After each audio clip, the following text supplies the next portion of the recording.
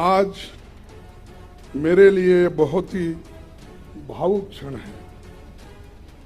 आज एक वर्कर, मजदूर का बेटा, एक सामान्य कार्यकर्ता को भारतीय राष्ट्रीय कांग्रेस का अध्यक्ष चुनकर ये सम्मान देने के लिए आप सबका हार्दिक आभार और धन्यवाद देता हूं। जो यात्रा मैंने 1969 में ब्लॉक कांग्रेस कमेटी के अध्यक्ष के रूप में शुरू की थी, उसे आपने आज इस मुकाम पर मुझे पहुंचाया है। जिस महान राजनीतिक दल का नेतृत्व महात्मा गांधी जी, पंडित जवाहरलाल नेहरू जी, सुभाष चंद्र बोस जी, सरदार पटेल जी, मौलाना आजाद जी, बाबू जगजीवन राम जी, इंदिरा गांधी जी और राजीव गांधी जी ने किया हो, उस जिम्मेवारी को संभालना मेरे लिए सौभाग्य और गौरव की बात है। डॉक्टर अंबेडकर ने जो इस देश के संविधान को बनाने में अपनी आधुनिक भारत को निर्माण, कांग्रेस पार्टी का जो बेमिसाल योगदान है, मैं समझूंगा इसको रक्षा करना हमारा सबका फर्ज है। इसके लिए लड़ना हम सबको तैयार होना चाहिए। कांग्रेस के सभी पुराने अध्यक्षों को याद करते हुए मैं आप सबको भरोसा दिलाता हूं कि अपनी मेहनत से, अपने अनुभव से जो कुछ भी संभव होगा मैं करूंगा, लेकिन आप सबको भी मेरे साथ पूरी ताकत के साथ, लगन के साथ ठहरना होगा। यही मेरा अपील है।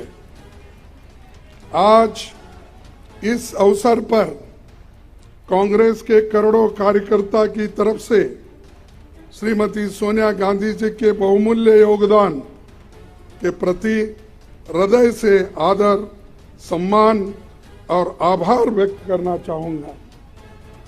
मुझे याद आता है 15 जनवरी 1998 का दिन, जब बेंगलुरु के नेशनल हाई स्कूल मैदान में आपने अपनी पहली जनसभा में कहा था कि मैं कर्नाटक से राजनीति की दीक्षा ले रही हूं।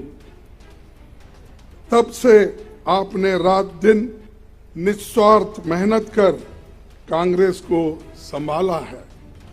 सोनिया जी हमेशा सच्चाई के राह पर चलती रही। सिर्फ सत्ता के लिए राजनीति करने वालों के इस दौर में त्याग की जो मिसाल उन्होंने कायम की है, उसका कोई दूसरा उदाहरण मिलना मुश्किल है। उनके नेतृत्व में ही 2 बार यूपीए की सरकार बनी। तब आम लोगों के हित में एक से एक शानदार काम हुए। MNREGA, food security act, right to information, right land acquisition, right to forest rights जैसे कितने ही कानून आपने बनाया, जो सोनिया और डॉक्टर मनमोहन सिंह जी के नेतृत्व वाली सरकार की बहुत बड़ी ये उपलब्धि है। उदयपुर के नवसंकल्प चिंतन शिविर में पार्टी को आगे लाने का जो ब्लूप्रिंट सोनिया जी के नेतृत्व में तैयार हुआ था, उसके लागू करने की जिम्मेदारी अब हम सब पर है। मैं जानता हूं कि ये दौर मुश्किल है। हम सब जानते हैं कि जैसे लोकतंत्र की स्थापना कांग्रेस ने की थी, उसको बदलने की कोशिश आज हो रही है।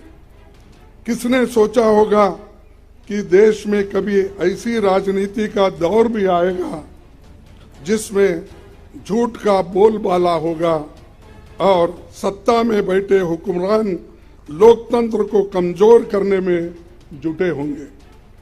लेकिन मैं ये भी जानता हूं कि झूठ, फरेब और नफरत का ये तंत्र हम तोड़ कर रहेंगे।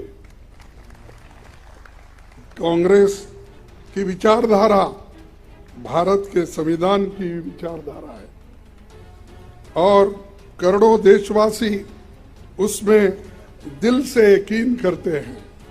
ऐसे बहुत से लोग कांग्रेस पार्टी के साथ फॉर्मली जुड़े हुए नहीं हैं, लेकिन वो लोकतंत्र को बचाना चाहते हैं।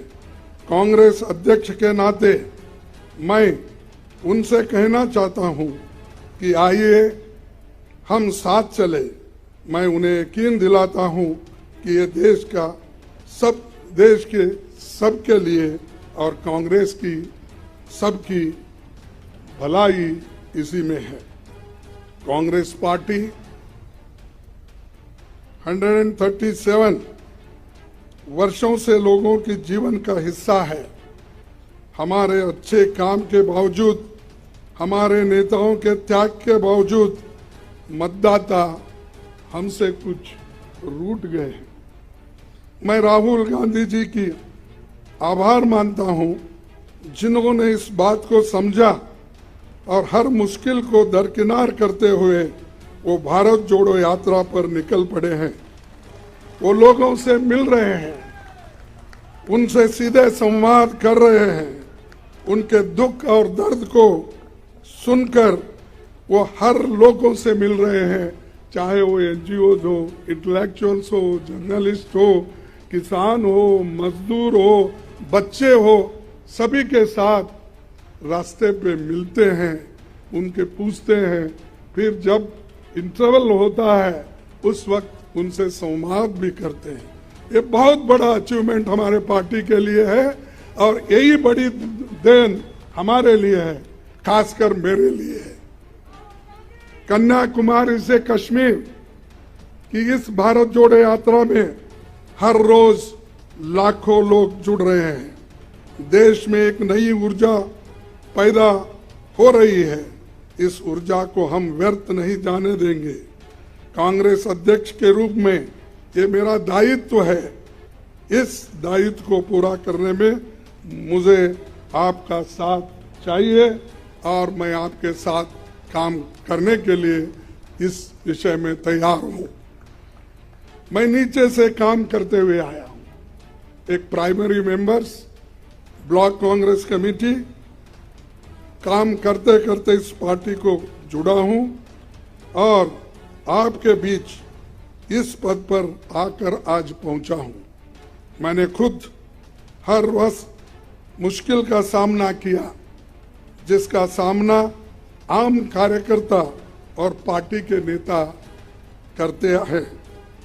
पार्टी में काम करते हुए जो चुनौतियां आती हैं, जो उतार चढ़ाव आते हैं, जो आशा और निराशा से आप गुजरते हैं, मैं उनसे वाकिफ हूं।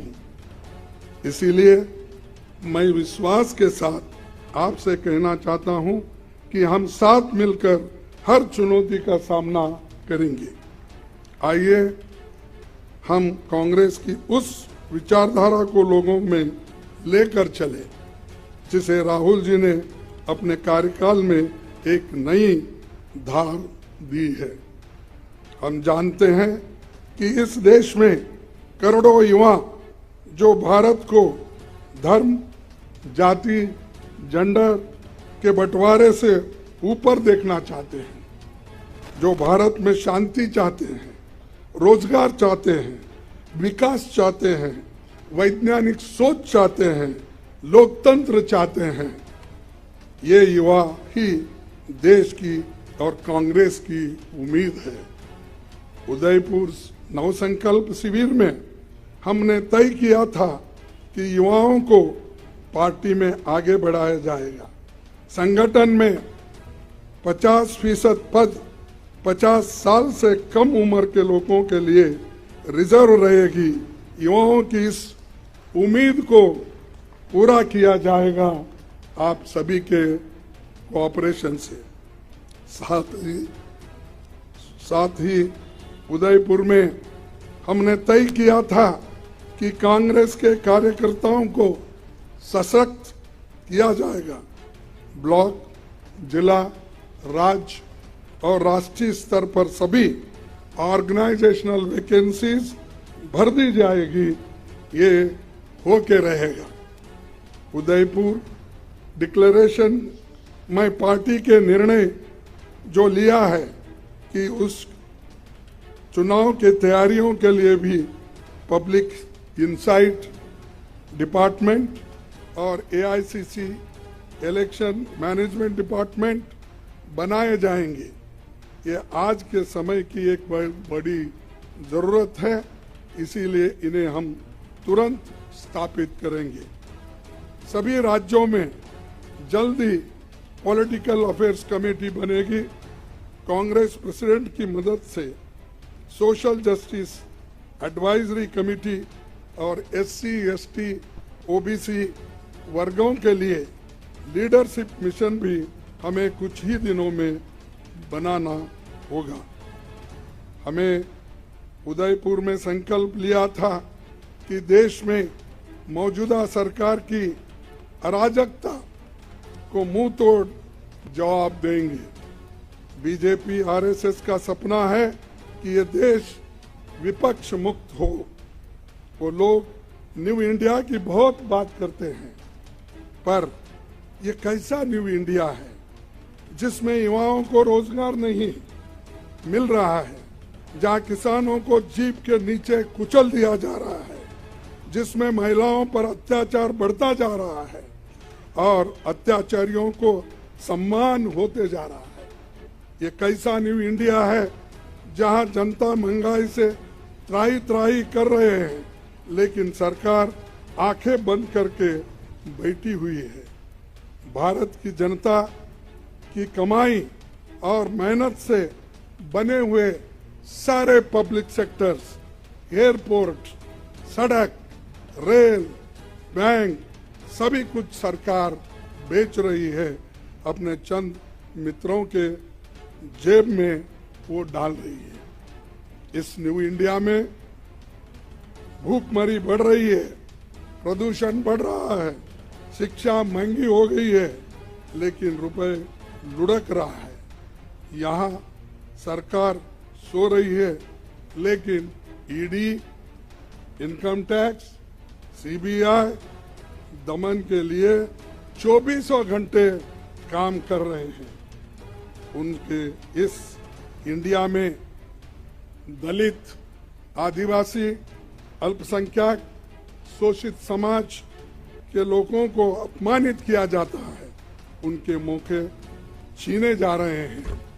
और आज के दिन इसी न्यू इंडिया में झूठ को सच और सच को झूठ बनाया जा रहा है। यहाँ गोडसे को देशभक्त बोलते हैं और महात्मा गांधी जी को देशद्रोही बोलते हैं।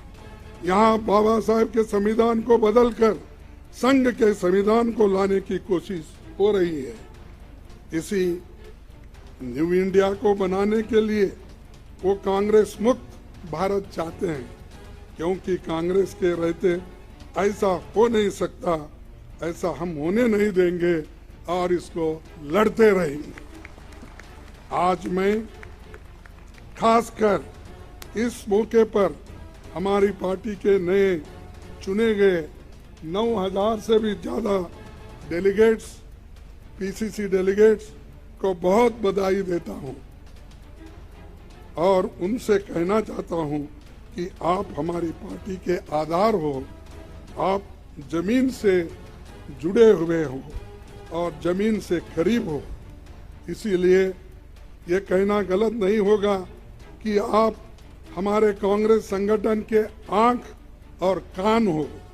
आप अपने अपने ब्लॉक में हमारे पार्टी के 6 करोड़ प्राथमिक सदस्यों के सुख दुख के साथी हो। हमारा एक आम कार्यकर्ता जब मजबूत होता है, तभी हमारा केंद्रीय संगठन मजबूत बनता है। Today I want to call upon my Congress family to come together to carry the message of Bharat Jodo Yatra to every nook and corner of the country. The message of economic equality, safeguarding constitutional values, communal harmony, more employment opportunities to the youth of India. Let us tell the people of India that Congress with them in their struggles and aspirations. Tell them that we are going to be their voice and that we will work for India that was envisioned by forefathers who gave their blood and sweat for this great nation. Lastly, I would like to thank the chairman of the Central Election Committee, authority, and its members, the Congress party and this team, providing once again the Congress is the only party that truly has internal democracy and that has been proved in this election very impartially conducted by the chairman of the authority. I once again congratulate him. I also would like to thank CWC members, PCC presidents, CLP leaders, and all organizational wings for their support and cooperation that they extended for conducting this election smoothly. In the end, I would like to once again thank our PCC delegates, and I want to tell them that you are the foundation of our party. As President, it will be my utmost duty to look after our workers. Together, we will build an India that will be enlightened, empowered, and equal for every citizen. इस देश में संविधान की रक्षा होगी, सबके सम्मान अधिकार की और अवसर की रक्षा होगी, लोगों में नफरत फैलाने वालों को हम हरा के रहेंगे, जनता की आवाज बनेंगे, महंगाई, बेरोजगारी, भूखमरी से लड़ना होगा, भारतवासियों के भविष्य की रक्षा करनी होगी।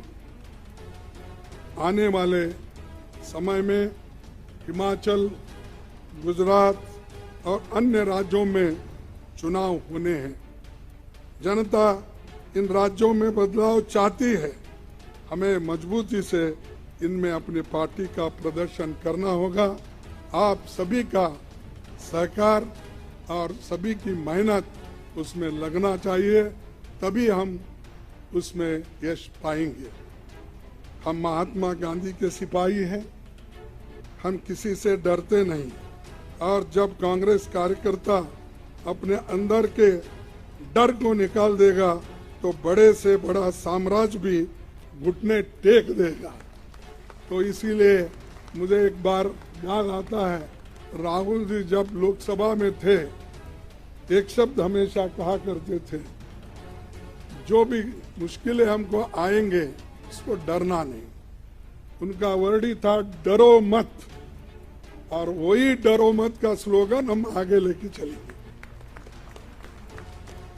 मैं देश के युवाओं से कहना चाहता हूं कि जो लड़ाई कांग्रेस लड़ रही है वो सिर्फ हमारी नहीं है, हमारे लिए नहीं है, हमारे पार्टी के लिए नहीं है, ये आपके भविष्य की लड़ाई है, जिसे हम सब मिलकर लड़ेंगे और जीतेंगे और यशस्वी इसमें हासिल करेंगे। इतना कहते हुए मेरे 4 शब्द को समाप्त करता हूं। जय हिंद, जय कांग्रेस।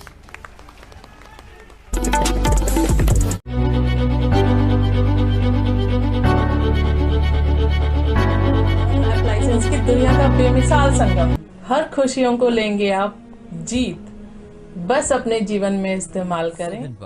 71775